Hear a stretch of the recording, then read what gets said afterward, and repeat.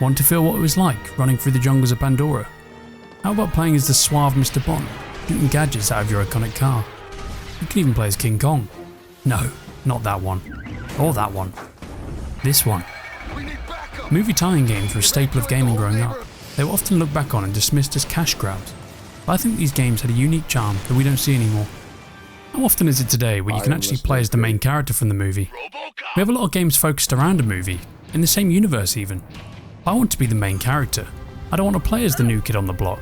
No, man. I want to play as the original. Say hello to my little friend! When I was growing up, if a blockbuster hit theatres, the chances were pretty high that a game would come just before or soon follow the release of the movie. Movie games would aim to bring the story and characters straight onto our home consoles. Studios soon recognised the goldmine in transforming movies into interactive experiences. Some of these games were more than just a quick cash grab though. Titles like Aladdin and The Lion King on the Sega Genesis and SNES respectively featured stunning animation and challenging gameplay. It brought that classic Disney magic for you to experience right from your very own sofa. Gaming got more advanced as the years went on, and alongside them, movie games hit their golden generation. Pinnacle titles like The Spider-Man 2 introduced a new web-slinging system that we'd never seen before. No more shall you swing from a glass dome in the sky. Seriously, where is he swinging from? As much as I enjoyed Spider-Man 1, Spider-Man 2 really made you feel as if you were the red and blue suited hero. Mr. Spider-Man expanded the movie through racing through the streets, collecting comic book pages, rescuing the poor citizens of NYC, and delivering hot fresh New York pizza in 3 minutes or less. I am Spider-Man, playing the movie Spider-Man. It doesn't get much better than this. You did good, Parker. Everyone got their pizzas. Good job. Movie games let fans dive deeper into the worlds we already love. They gave us the chance to interact with and play as iconic characters, This is my swamp. explore memorable locations, and experience key moments from the movie. I dig. The best tie-ins go one step further than that, adding extra storylines, including what-if scenarios. In the Revenge of the Sith movie game, you can see what would have happened if Anakin Skywalker would have won that iconic battle on Mustafar. It doesn't disappoint. Hell yeah, no more heavy breathing.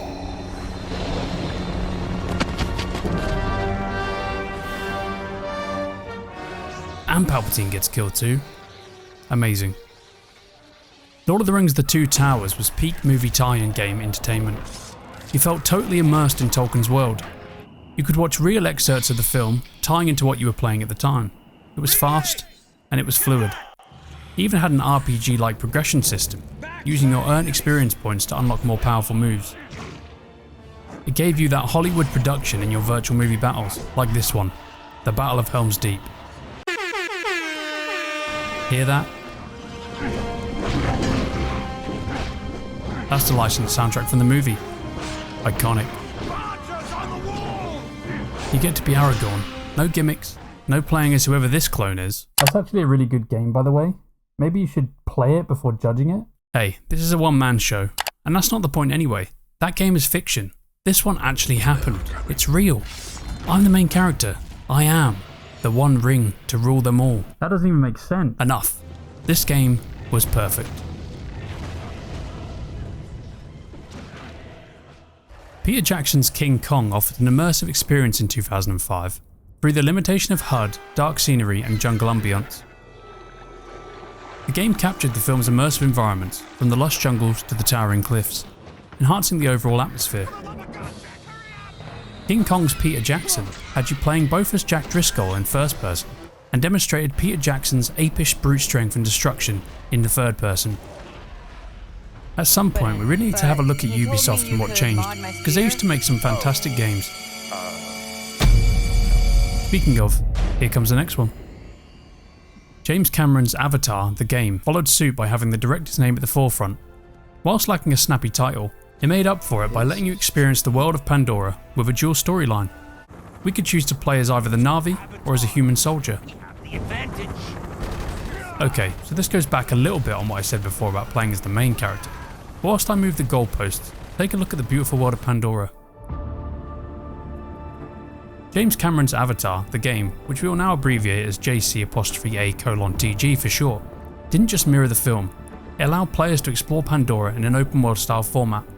whilst experiencing the movie storyline from both perspectives of the conflict. Being in third person really made this game feel alive too. If Ubisoft were to make another Avatar game, I really hope they would realise that the game should be played in third person, as playing in first person would just look like a tall man with blue arms. Holy Jesus. What the is that? Right, I see. But obviously there would be, at the very least, some really cool thrilling hand-to-hand combat with spears like the original game and... no. This is just Far Cry with a blue arm skin on top.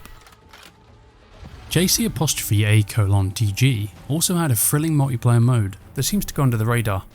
Avatars vs Marines. Each faction had different combat mechanics, allowing players to experience different playstyles.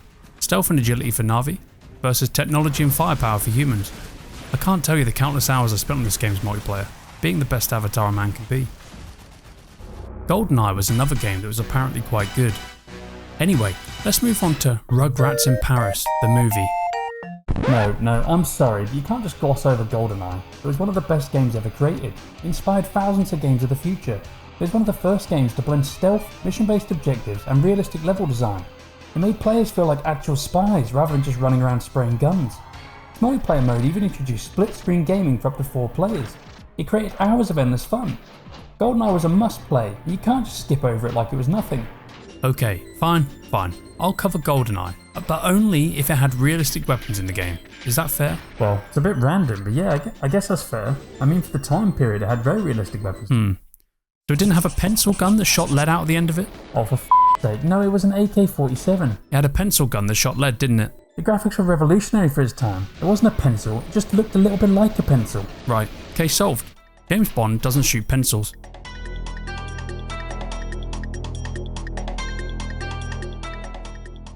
Some movie tie-in games were actually far better than the films themselves. X-Men Origins Wolverine was a great game. It offered a grittier version of events than the film did. It was also far more in tune with the comic source material than the film could hope to be. It dived deeper into Logan's backstory, still voiced by the brilliant Hugh Jackman, and once again, unlike the film, had good pacing and offered gameplay mechanics in tune with a God of War title. E.T. on the other hand, not so much.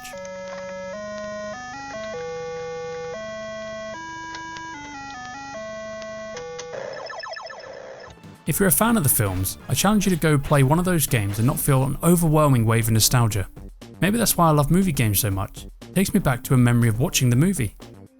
The movie style voice acting with original actors, the complete licensed soundtracks. Movie tie-in games are like fine wine. They're very expensive to get your hands on legally.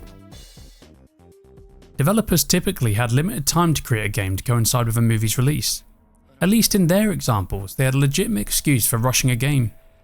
AAA games come out unfinished 90% of the time now, then complain they don't have enough time to implement the features they had originally thought of. I'm sorry, but you set the deadlines. Push the game back. We'd rather see a finished complete game than the 300th early access title to come out this year. And that's one more point awarded for movie tie-in games. Now, I do think that some of the reason why movie tie-in games did so well is because they normally came a little out of the blue. Who would have thought that the Chronicles of Riddick Escape from Butcher Bay would have been released with practically no marketing and yet be such an accomplished game, with Vin Diesel personally having a big hand in getting it made? The movie took the hype away from the game, and in this case it worked pretty well. No expectations means it can only really exceed them. So why don't we see movie tie-in games anymore? Well, we've definitely seen a huge rise in collaborations with movies through games like Fortnite. It seems every week there's a new skin to buy or an event to play regarding a new movie that's just come out. It makes perfect sense for them. All you have to do is let Fortnite or Call of Duty obtain the license to use your movie characters, and that's it for you. No more work required. Fortnite makes money, and you get a fee for letting them sell their skins and gain free promotion for your movie. It's a win-win. Companies are also looking for a long-term series of games, standalone from any ties whatsoever. With movies going downhill in popularity through streaming services and the like, the excitement just isn't there for movies anymore, let alone movie tie-in games.